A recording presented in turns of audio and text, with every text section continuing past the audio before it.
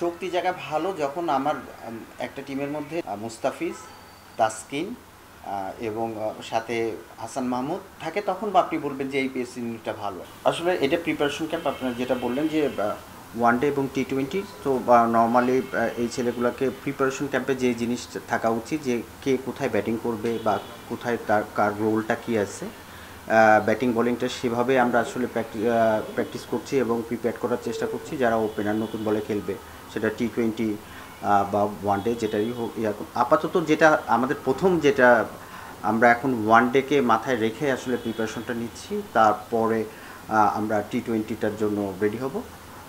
তো এইখানে যে রোলে যে খেলবে এবং বলিংটাও যে যেখানে করতে চাই, আমরা ওই সব জায়গাটায় মানে আমরা জোর দিচ্ছি এবং সেভাবে প্রিপারেশন নিচ্ছি। আর ফিল্ডিংটা তো অলমোস্ট সবাইকেই করতে হবে এবং সেভাবে প্রিপারেশন নিচ্ছি। আসলে আমাদের একটা বড় সমস্যা, মানে আমরা খুব ভালো স্টার্ট করি সব কিছুতেই, কিন্তু আসলে শেষটা করতে পারি না। এইটার জন্য আসলে আপনারা আলাদাভাবে কি কাজ করছে? কারণ ব্যাটারদের ক্ষেত্রে যে আমরা শুরুটা খুব ভালো করছি, তানজিদ তামিমের কথা যদি বলি বা অন্য ব্যাটারদের কথা যদি বলি, শুরুটা করছি কিন্তু আমরা ফিনিশিং দিতে পারছি না বা স্কোরটা বড় করতে পারছি না। এটা যেটা যে আপনি যেটা বললেন যে হ্যাঁ, আমাদের টি-20তে একটা ভালো পজিটিভ আসছে যে এখন যে দুইজন ব্যাটার ব্যাটিং করে টি-20র ক্ষেত্রে, এরা পাওয়ার প্লেটা খুব ভালোভাবে ইউজ করছে।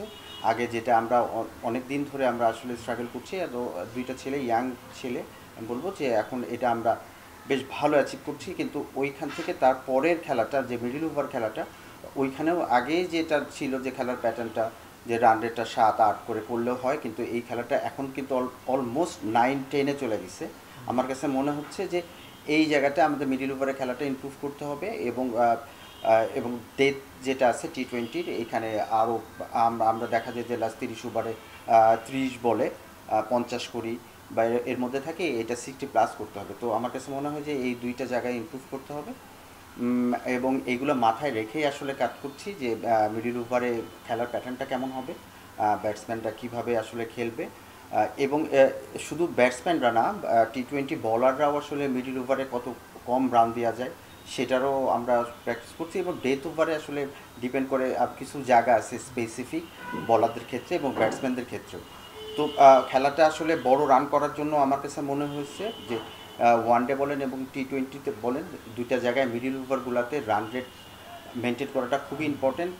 আমরা যেটা এখানে যেটা করছি যে ওয়ান ডেতে যারা মিডল ওভারে ব্যাটিং করবে তারা আসলে 5-এর উপরে রান রেট কীভাবে আমরা মেনটেন করতে পারি, যেটা আগে আমরা নর্মালি 4-এ খেলতাম, এটা 5-6 কীভাবে করা যায়।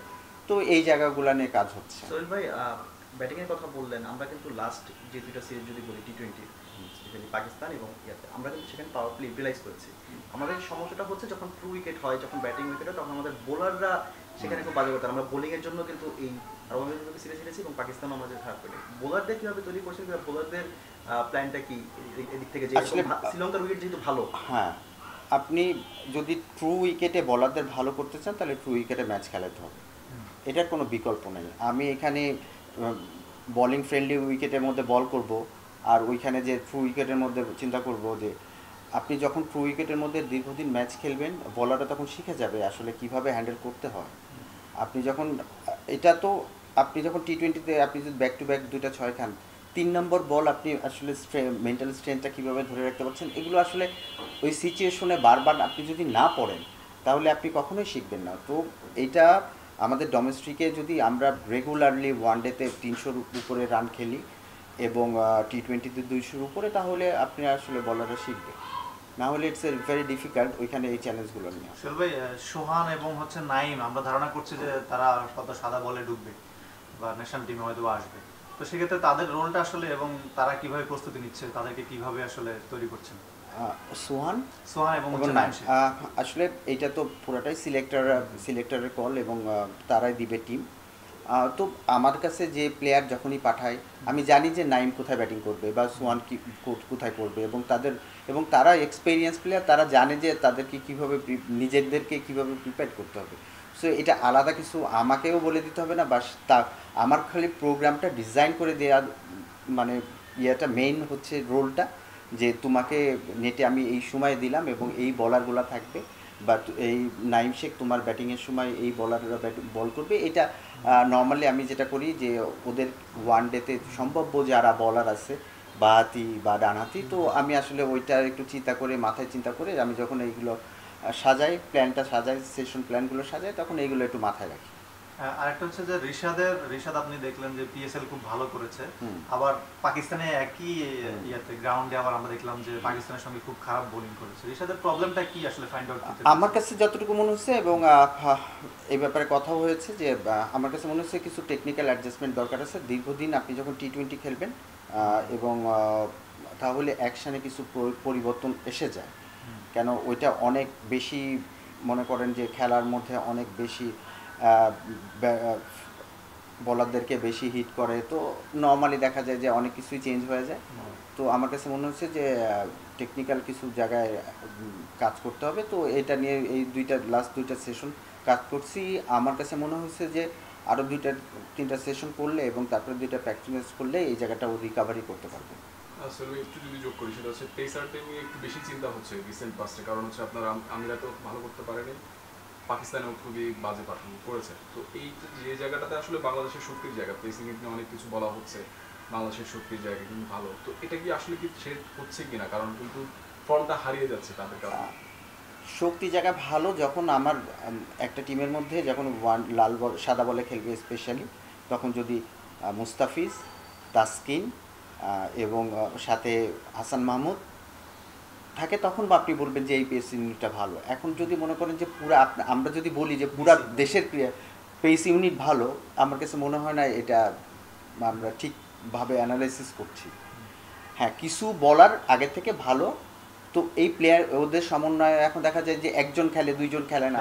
হ্যাঁ, তো যেটা হচ্ছে যে এইটা শ্রীলঙ্কা সিরিজকে সামনে রেখে যেটা হচ্ছে যে এখনও পর্যন্ত তাসকিন এখনও আমরা আশা করছি যে তাসকিন খেলতে পারবে ফার্স্ট ওয়ানডে থেকে। মুস্তাফিজও এখনও ওর হিলিং ওইরকমভাবে হয় নাই, তো এখনও আপনার রিহ্যাবের ভিতরে আছে। তো আমরা এগুলো আশা করছি যে তারা আসলে ফিট হবে। তারা যদি ফিট হয় তাহলে পুরো আমরা যদি স্ট্রেংথ নিয়ে নামতে পারি, তাহলে আমার কাছে মনে হয় যে আমাদের বোলিং স্ট্রেংথটা আসলে ভালো থাকবে। শোভা, আপনি নিশ্চয়ই এই ম্যাচটা দেখেছেন। আমরা তো 4 জন বোলার নিয়ে খেলছি, বোলার বলি, এটা কি মিরাজ না খেলাতে হলো বা কেন? হ্যাঁ, মিরাজ আপনি যখন টিমে যখন অলরাউন্ডার না থাকবে, তখন টিমের ভারসাম্যর জন্য আসলে খুব ডিফিকাল্ট হয়ে যায়। তো টিমে ভারসাম্য তৈরি করে আসলে অলরাউন্ডার থাকলে টিমের ব্যালেন্সটা খুব ভালো তৈরি হয়, টিমের কম্বিনেশনটাও ভালো থাকে এবং কোচ স্পেশালি কোচদের জন্য খুব মানে রিলিফের জায়গা থাকে।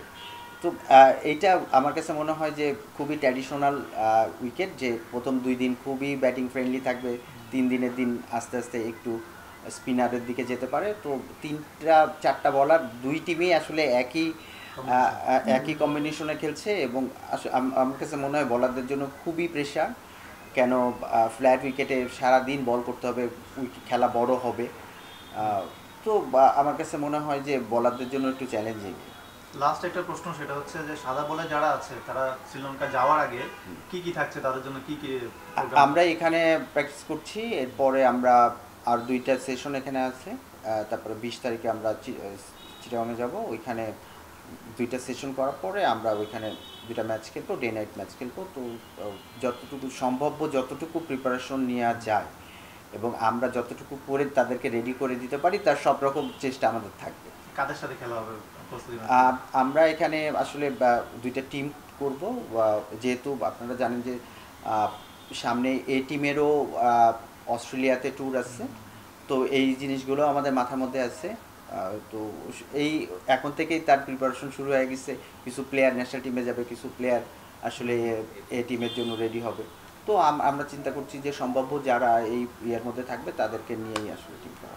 তবে লাস্ট প্রশ্ন যেটা হচ্ছে যে আপনার যেহেতু তাসকিন এবং মুস্তাফিজের বিষয়টা নিয়ে একটু কনসার্ন আছে, কি মনে হচ্ছে আপনি নিশ্চয়ই তাদেরকে কাছ থেকে দেখেছেন? হ্যাঁ, খেলতে পারবে কিনা তাসকিন মানে আমার কাছে মনে হয় যে ভালো এর মধ্যে আছে, যে তার ইমপ্রুভমেন্টটা ভালো হচ্ছে এবং আমরা আশাই করতে পারি যে সে আসলে রেডি হয়ে যাবে। এবং মুস্তাফিজের এখনও পর্যন্ত যে অবস্থা, এখনও 1 সপ্তাহ লাগবে এবং তার পরবর্তীতে আসলে বোঝা যাবে যে কত দ্রুত সে ঢুকবে। কিন্তু 2 জনের ব্যাপারে আমি আশাবাদী এর জন্য যে এরা এক্সপিরিয়েন্স প্লেয়ার, এদের জন্য যে ওয়ার্ম আপ ম্যাচ, তারপরে অনেকগুলো সেশন লাগবে রিদম আসার জন্য, এরকম কোনো কিছু না। কেন এই দুইজনই বহুবার এর আগে ইনজুরিতে পড়ছে এবং খুব এদের এই অভিজ্ঞতা আছে যে কীভাবে আসলে দ্রুত নিজের মনে করেন যে আবার রিব্যাক করা যায় এবং কোন প্রসেসে করা যায় এরা জানে।